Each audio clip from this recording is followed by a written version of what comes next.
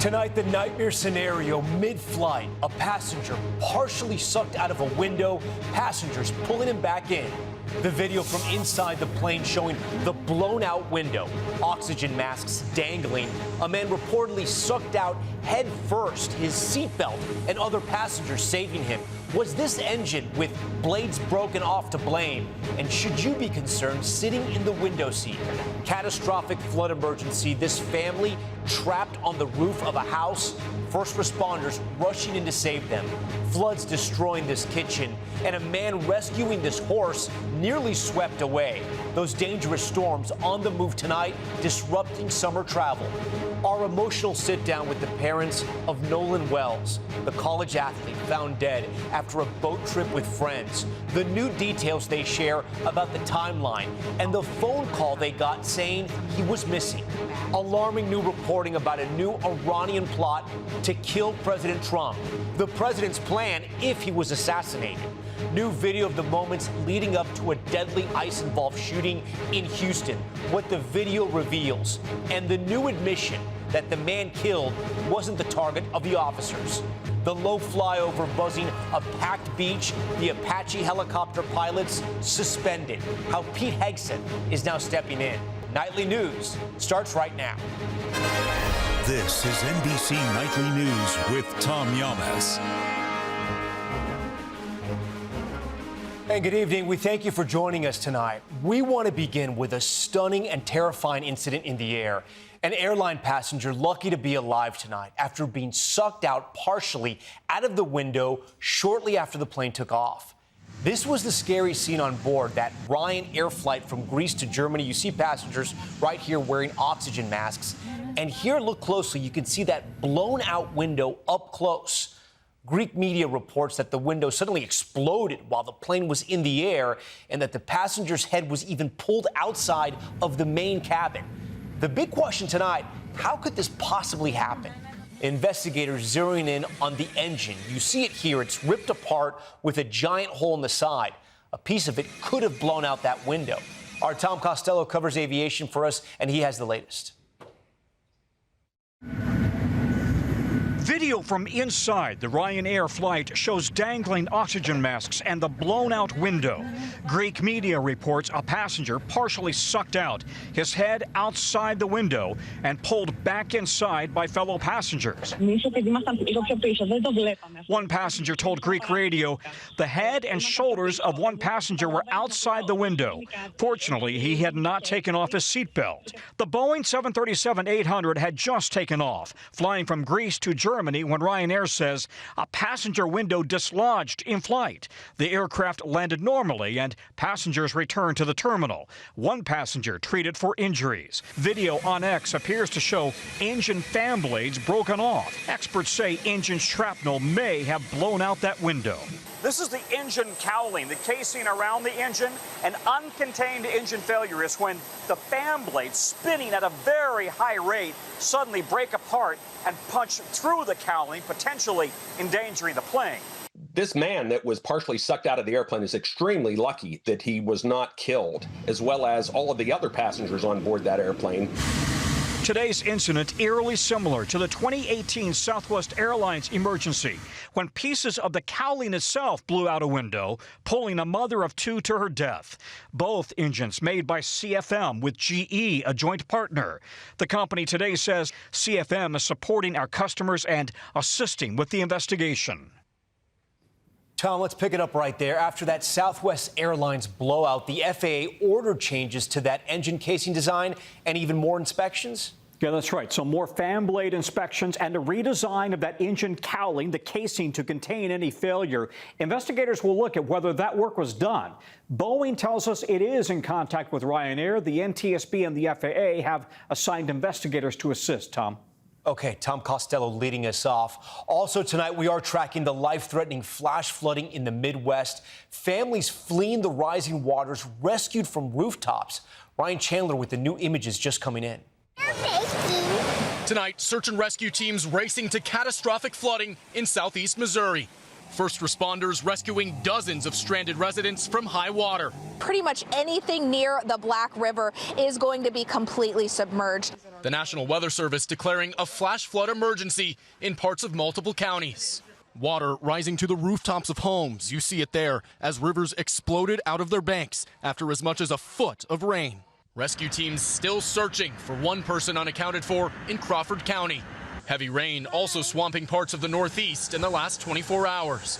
Outside Philadelphia, first responders rescuing one woman, her car stranded in the water. And that weather is impacting air travel all across the country. Here in Dallas, the biggest weather danger is the heat. It's going to feel close to 100 today, even more on this hot tarmac. American Airlines making sure their workers stay hydrated. A second straight weekend of packed airports as millions take to stormy skies late this week, with more than 5,000 delays Friday. I had a delay on the way there, and then this morning we had an hour and a half delay. And in Montreal, an Air Canada flight arriving from Los Angeles veered off the taxiway in the rain. None of the 162 people on board were hurt. And Tom, so many Americans are hoping for calmer skies tonight, but still more than 20 million people from Missouri to Pennsylvania still face a risk for potential flooding. Tom. So many families still trying to get home. Okay, Ryan, thank you. Tonight, the parents of Nolan Wells are offering new details on how they learned their 18-year-old son was missing after a 4th of July outing with friends in Mississippi. Our Kate Snow sat down with them and their lawyer just a few hours ago. We're doing this because we want answers. Christine Wells-Wansley and Elmore Wansley say their son Nolan went out for a fun boat trip to Horn Island with a bunch of his high school friends. Late on July 4th, his mom says her heart dropped when she saw one of Nolan's friends calling. What did he say? He said, "Hey, Miss Christine, have you seen Nolan or talked to Nolan?" I said, "No, I thought he was with you guys, you know." He's like, "No, nobody's talked to him. We left the island at, I think he said 3 p.m., and he wanted to stay because he was talking to a girl." That friend's mother, a local judge, posted on Facebook that Nolan told the boys he was going to stay on the island. But the family's attorney, Ben Crump, says another teenager said Nolan was going back with his friends. It's unclear who Nolan was with when he disappeared. Do you think there's a possibility that your son drowned accidentally? Honestly, because of the way the stories are just so inconsistent and how that day went, it's just, you know, we can't say for sure. And I don't know how to answer that. Monday, the college athlete's body was recovered in the water. The location of Nolan's phone now fueling the family's questions. His mother tracked it to a friend's home back on land. Teenagers love their phones, and two, that's his means of communication. If something happens, you need your phone. There are hundreds of people on that island. Nobody sees what happened to him. And he stays behind and doesn't ask for his phone. We asked about this video from the 4th, which many on social media suggest shows an argument involving Nolan. Do you hear your son in that video? I can't say yay or nay to that. Do you see him in the video? I do not, just because of the way it's shot. The family's high-profile attorney has repeatedly invoked race. Do you think that race may be involved in what happened to your son? I don't want to believe it is, but unfortunately, there's patterns, right? It's so many things have happened, and so many things have been swept under the rug. They say they want their son to be remembered as a sweet soul. He just had a big heart. Like, to really know Nolan, to have him as your friend it was something special. Do you worry that he might have trusted too much? Sometimes, yeah. And that was something we always talked to him about. Incredibly sad what that family's going through. Kate Snow joins us now. And Kate, the family has ordered their own independent autopsy? They have, Tom, and we should note that authorities to this point have not said what the cause of death was, and also the results of that autopsy the family ordered not out just yet. All right, Kate Snow with that new interview. Kate, we thank you for that. Now to the alarming report that Israel has warned the U.S. that Iran is plotting to kill President Trump. Kelly O'Donnell is at the White House. And Kelly, this comes as Iran has publicly called for the president's death. And Tom, the White House is not commenting on that report, and yet the president said today that Israel came up with nothing. Now, this all comes as demonstrators in the streets of Iran carried those signs, written in English notably, calling for the assassination of President Trump. The president said today, "I've left instructions, if anything happens, to just literally bomb them at levels they've never seen before," end quote. New tonight, senior White House officials said Iran must issue a public statement pledging the Strait of Hormuz would remain open to commercial shipping after Iran violated the ceasefire by firing at those ships that had been using that thoroughfare. Tom? Okay, Kelly O'Donnell at the White House. We have new video tonight showing the moments before 52-year-old Lorenzo Salgado Araujo was killed by ICE officers in Houston, and it's raising new questions about how the shooting unfolded.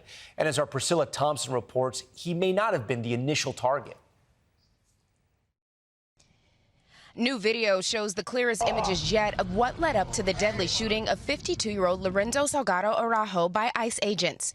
This video posted by his son shows Araujo leaving for work that morning. Surveillance video later picks him up turning a corner, being tailed by a dark SUV that appears to try to get around the van.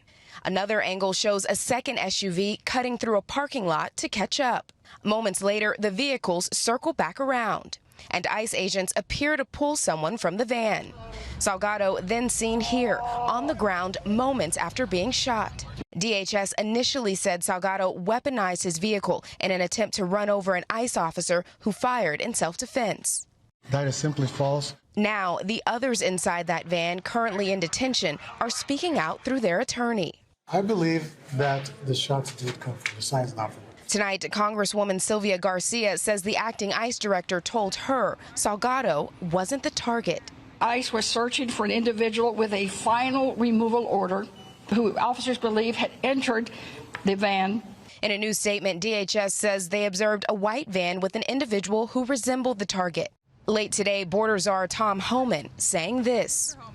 If our agents violate policy, they violate the law, and they'll be dealt with. DHS says the officers involved were not wearing body cams, but that all field offices will have them in the next 60 days. Tom? Okay, Priscilla Thompson, thank you. When we return in 60 seconds, the new twist after Apache helicopters, you see them here, those pilots were suspended for this low flyover on the 4th. That's next. We're back now with images from one of the deadliest wildfires in Spain's history. Skies are red and a wall of fire and smoke has charred 140,000 acres of the Spanish countryside.